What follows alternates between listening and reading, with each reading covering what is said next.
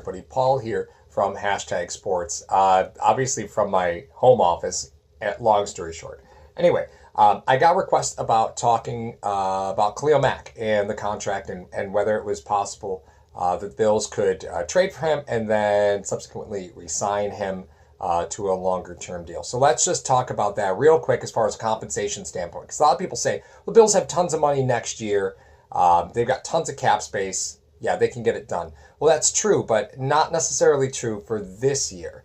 The Bills right now, I know it's a little tough to project because they have so many people on the roster, so money's going to shift around a little bit. But realistically, the Bills have right now about $11 million. Okay, that is simply not enough to be able to get Khalil Mack if they're just trading draft picks. Okay, so if a trade were to happen, the Bills may need to include a player or may need to cut some players in order to generate some cap space. That is absolutely possible.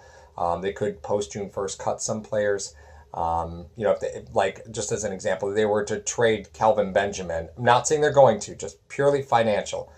If they were to move Kelvin Benjamin, they save like $13 million. So that would put them up in the ballpark of being able to free up some cap space and bring on a player like Khalil Mack. Now, the deal here is that Mack wants about $23 million this season. Now, that sounds absurd, but the reality is the Bills have a window to get this done.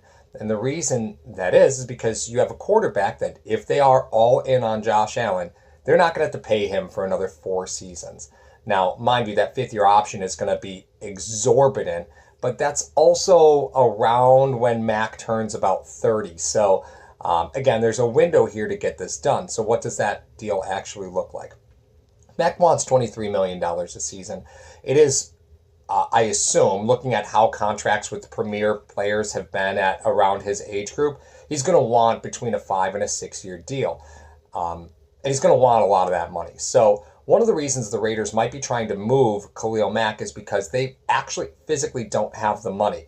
Between relocating, all the money they've given to other players, the way that guaranteed contracts work is that, let's just say Khalil Mack's going to get a $138 million deal over 6 seasons. At simple math, that's $23 million over 6 seasons. Okay, just keeping it simple.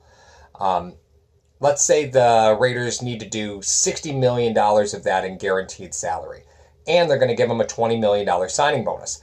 Well, that means in order to sign Khalil Mack to that day one deal, they need $80 million right now. Okay?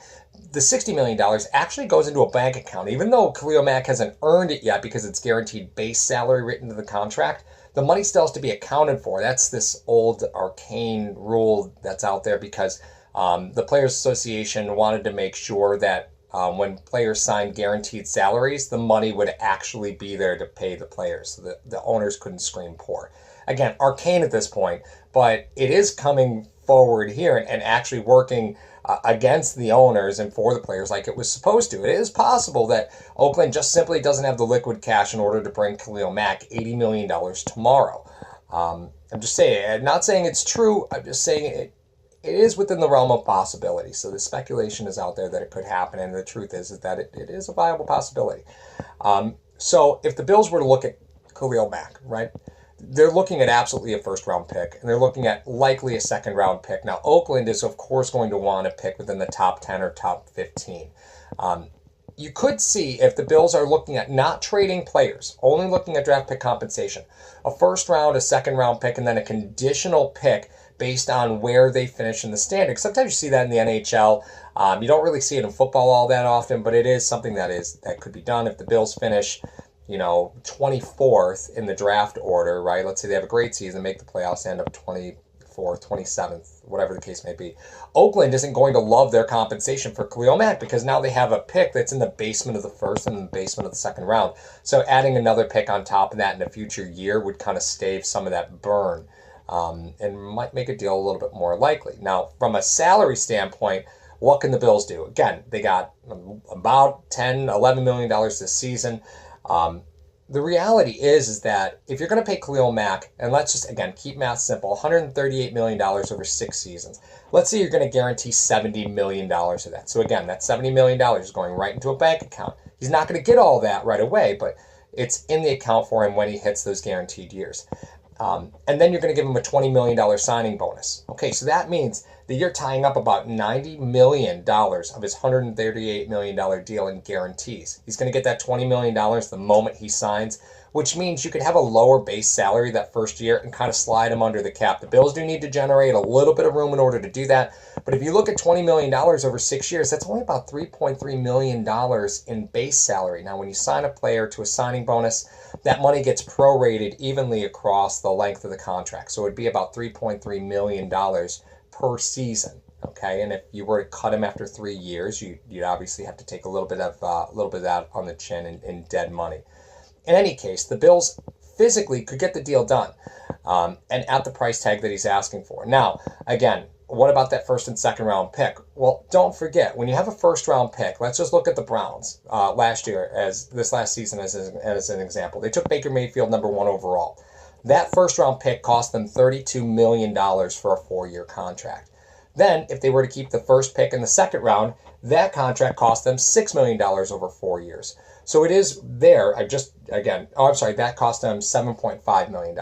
So if you look at the Browns trading the first and second first round pick in the first round and the first pick in the second round, that cost them about $40 million for those 2 players, right? So we start talking about moving draft picks. Don't forget, those players get guaranteed salaries as well, and the team's on the hook for that. So obviously, the higher up in the first round you get, the more expensive those picks become.